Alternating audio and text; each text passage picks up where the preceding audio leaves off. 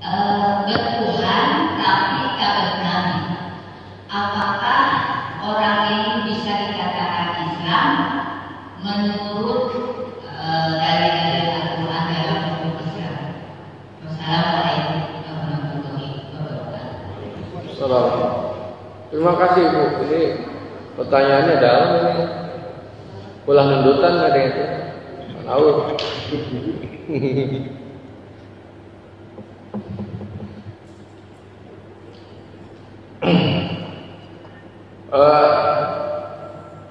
Ada buku yang cukup ramai dulu itu, Sejarah Tuhan, yang ngarang itu Karen Armstrong.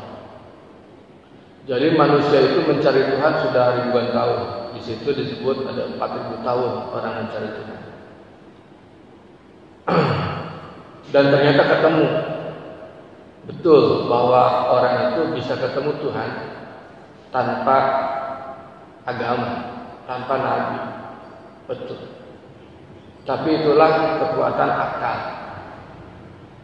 Ya. Jadi orang bisa menemukan Allah tanpa nabi, itu bisa. Tetapi itu tidak akurat. Jadi itu punya potensi yang sangat besar untuk salah. Apalagi kalau sudah sampai kepada teknis menyembahnya. Nih, kita ini kan manusia. Kita ini pasti ada yang menciptakan, pasti ada yang mengatur. Nah, yang menciptakan dan mengatur seluruh alam jagat raya ini pasti punya kekuatan yang luar biasa di luar kekuatan yang dimiliki alam dan manusia. Namanya Tuhan. Untuk menyebut Tuhan ini siapa? Nah, Nabi kemudian mengabari, Tuhanmu adalah Allah. Dari sejak zaman Nabi Nuh. Dari sejak zaman Nabi Nuh, semua umat manusia diajak untuk menyembah Allah. Jadi Tuhan itu yang disebut dengan kekuatan besar yang di luar kekuatan manusia, itu pasti namanya God, Tuhan. Tapi menyebutnya apa? Nabi membawa bahwa itu namanya Allah itu. Satu dulu, itu namanya Allah.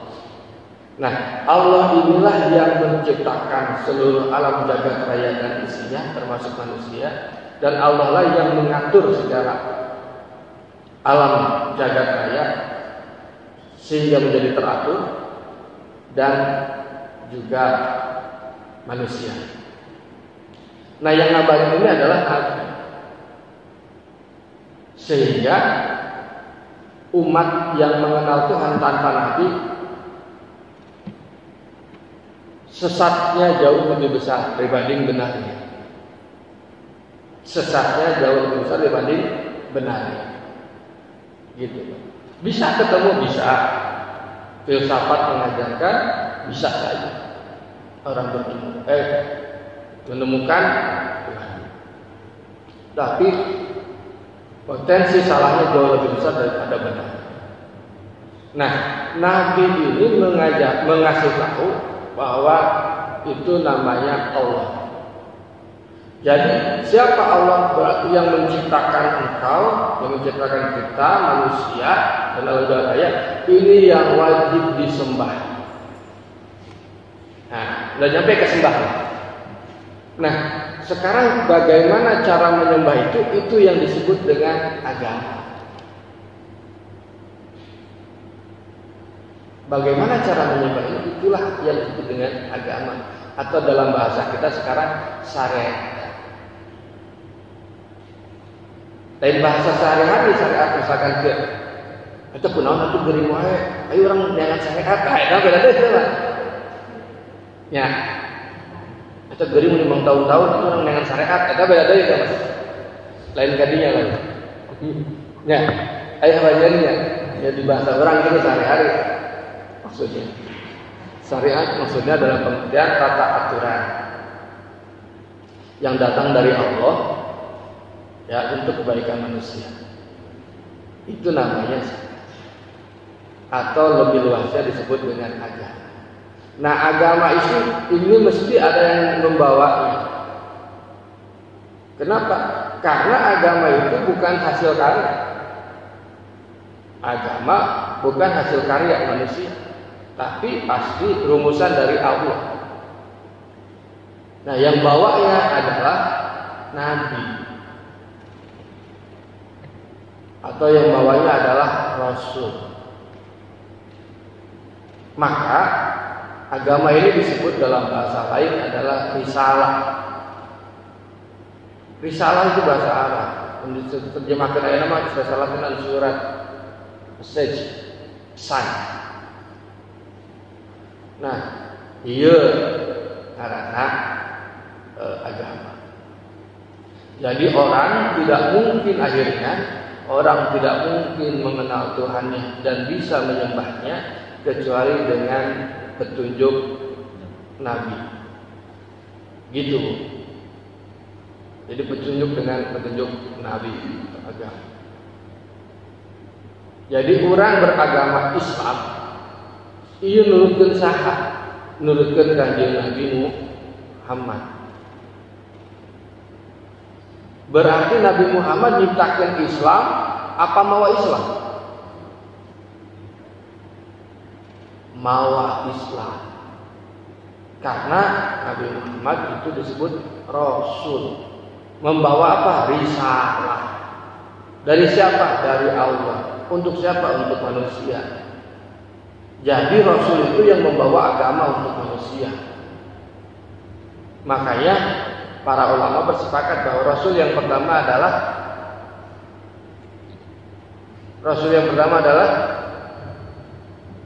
Nabi Nuh. Kalau Nabi yang pertama adalah Adam.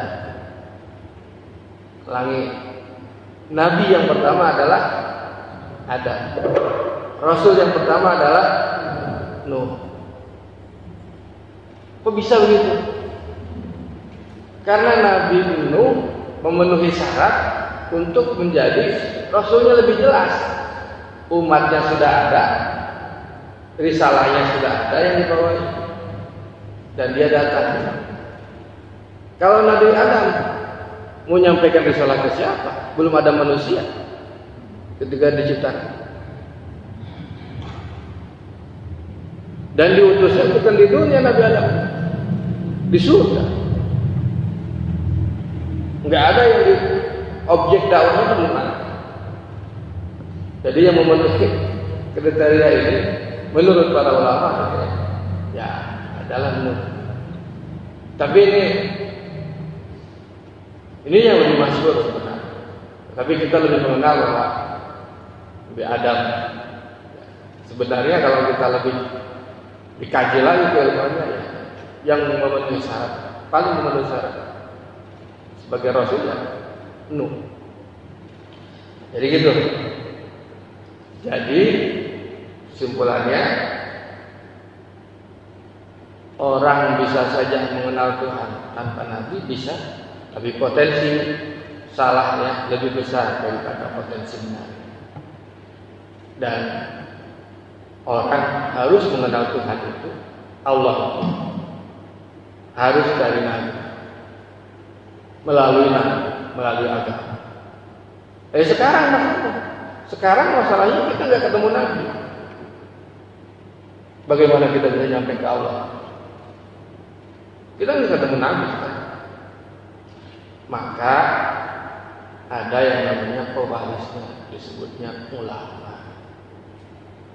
Nah, makanya harus cari ulama itu yang bersanad.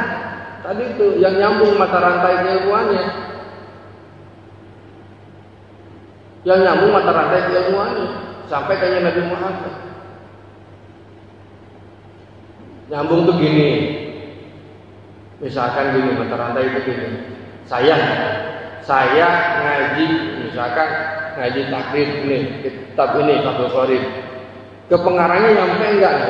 Ya, saya muridnya ini. Misalkan saya muridnya Abah Kiai Manap Soleh Kleren. Kiai Manap Soleh muridnya Mas Sempur, tuh bagus. Tuh bagus teman Sempur ngajinya ke Bagus Seda. Bagus Seda ngajinya ke ini, Bagus Seda itu bapaknya. Ke sini. Nyampe ke Pengarang ini. Nah, itu namanya mata rantai sana. Jadi kita megang ini tuh sudah sah itu. Artinya sebagai sanad keilmuan. Gitu. Nah, jadi kalau orang misalkan menang baca buku di mana gitu menang mandi atau menang beli, tak itu orang nyaman teh ya jujutannya. Kalau nggak ada jujutannya, ya berarti kita bisa sanad keilmuan kita itu munqati, terputus. Akhirnya kita memahaminya dengan sendiri, nggak bisa begitu. Keilmuan agama itu nggak bisa. Saya lebih condong yang pertama. Tapi kalau yang kedua itu sebagai bahan pengayaan untuk analisis dan pertimbangan. Yang pertama itu harus jelas sanadnya.